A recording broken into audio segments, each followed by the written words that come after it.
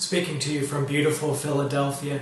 Way back when, they tried a new surgery for severe epileptics where they severed the communication nerves between the two hemispheres.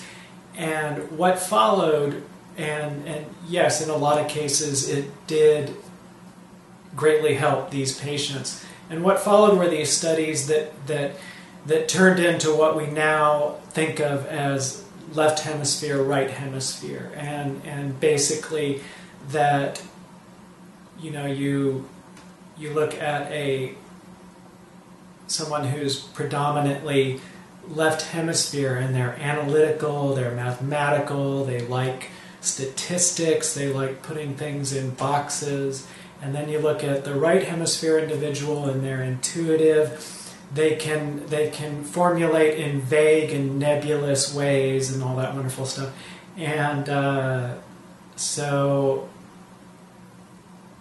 is there something like that operates in fiction? Does fiction kind of have the equivalent of left and right hemisphere?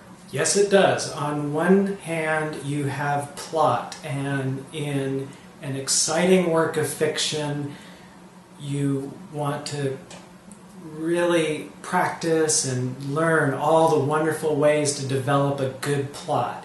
And the plot is about what's going to happen next. It's about moving the reader forward through the story. It's about suspense. It's about making them wonder. It's about compelling them to move through the story as if the story is like a track that they follow, and they're compelled. They want to find out what happens next, and they want to get to the end because they are compelled to do so.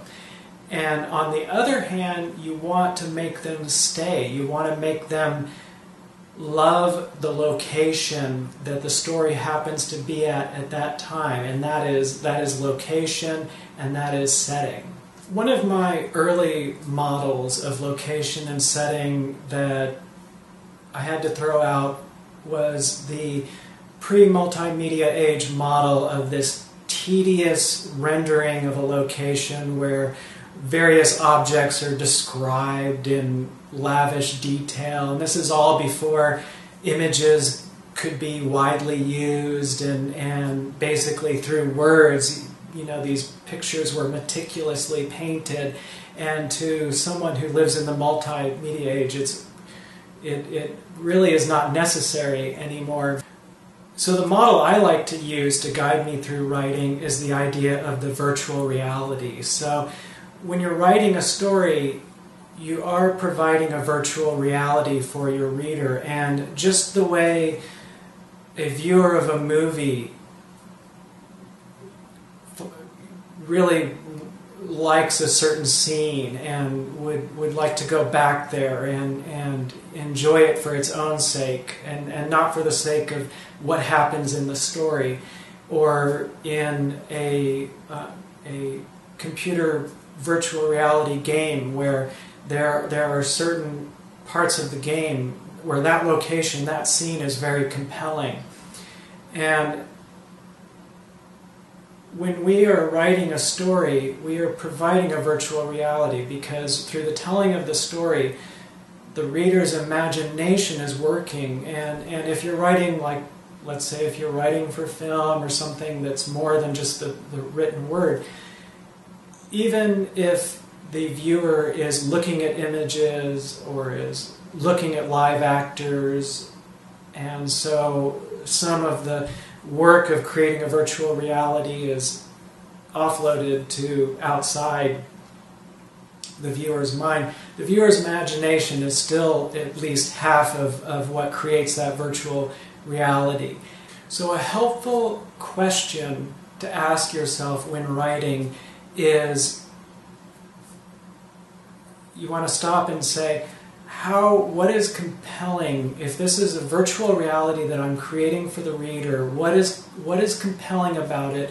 What will make the reader love being there, want to return there, enjoy the idea of taking up habitants in that place?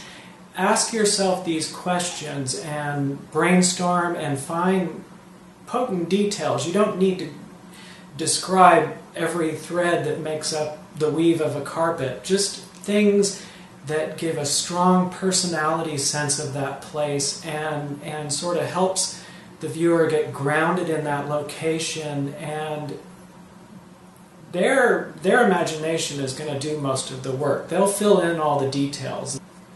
Everyone has a very powerful imaginations at work, so allow your reader's imagination to get grounded in that scene.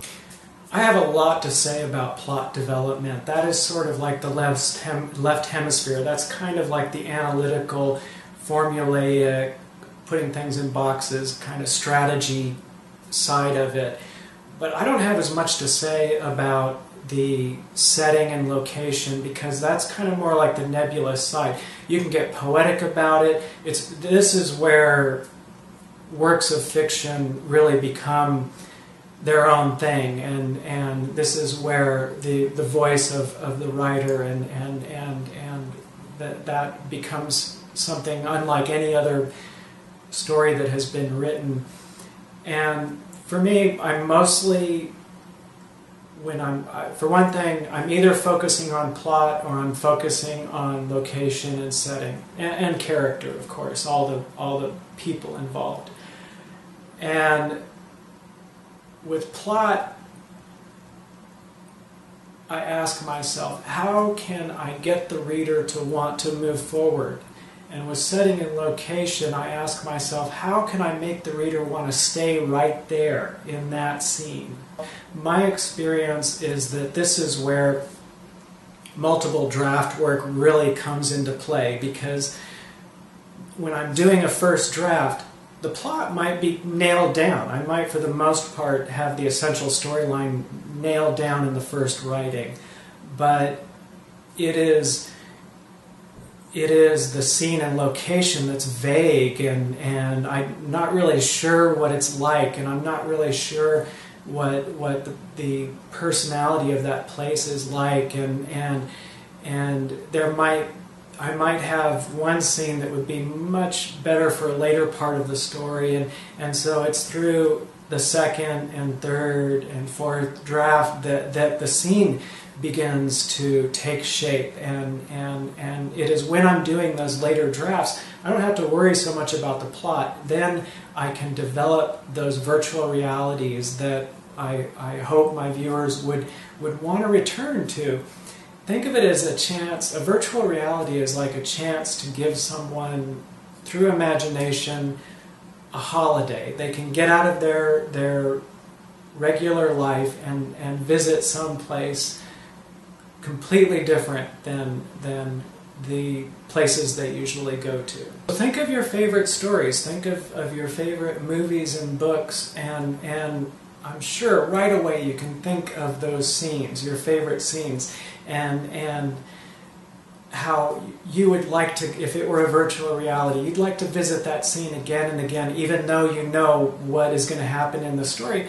And it doesn't matter so much, because when you go back to that scene, you could even do some fan fiction and make up your own plot for that scene and location. So I'm not just using virtual reality as an analogy.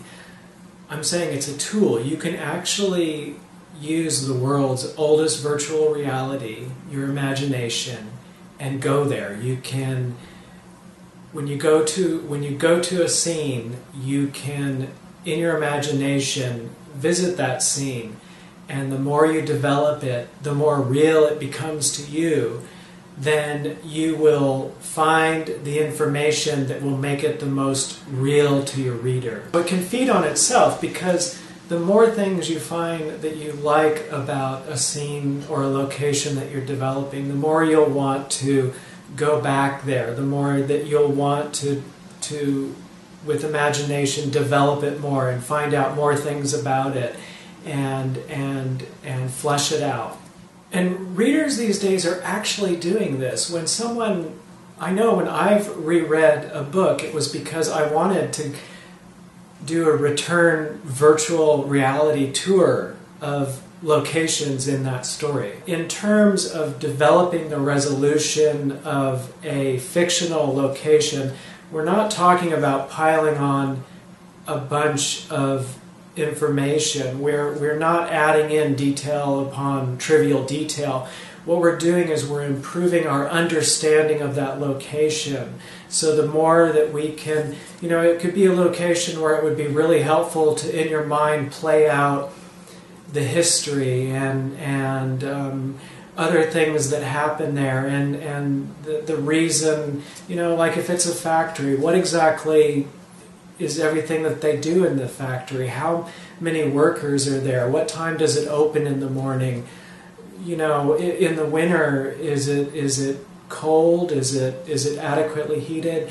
And the more that we improve the depth of our understanding of a scene, we can think of it as, by working on it, we're improving its resolution. As far as managing the work side of creativity, remember that the more that you do develop a location, the easier it becomes to develop it more, because as we have a better understanding of it, it becomes easier for us with our imagination, virtual reality, to go there and inhabit that space and work on it more. It's hardest when you're first starting out. As an exercise, you could write a one-page story that has no plot at all. It's all about a setting, and enjoy it purely for that location. Okay, some helpful tips. Name the places. It's the same with characters. If you give the places names, you give them personalities. A name can have a world of connotation and meaning in one or two words. It's a very powerful way to make the reader feel like they are there. Think of Sleepy Hollow. Everyone has very different ways of scene and location development. If you have, what are some ideas that please leave it in a comment so that other people watching this video can read it and get something from it. Thanks for watching. I hope if you have some time, if you like alternate reality fiction, please go check out my project at solomation.com. Done in episode format. You can watch them for free. And please encourage me to continue these videos and my solomation.com work by liking, leaving a comment, tell a friend about it, what was the other thing, and subscribe. I hope your artwork and writing goes really well. I hope you have some great writing sessions ahead, and I hope you have a good day. This is off topic, but very important to artists. Artists require as much energy as an athlete. Or think of like the gaming PC. A gaming PC is very energy hungry, and so is the mind of an artist. So when we have concerns about how to get more motivated, how to get more into the zone, part of it is about energy requirements. If someone were to ask me how I get more energy for my artwork, the first thing that comes to mind is one of these a day, or one of these a day. The point is that eating one raw plant a day, in my experience, gives me as much energy as, say, 2 cups of coffee.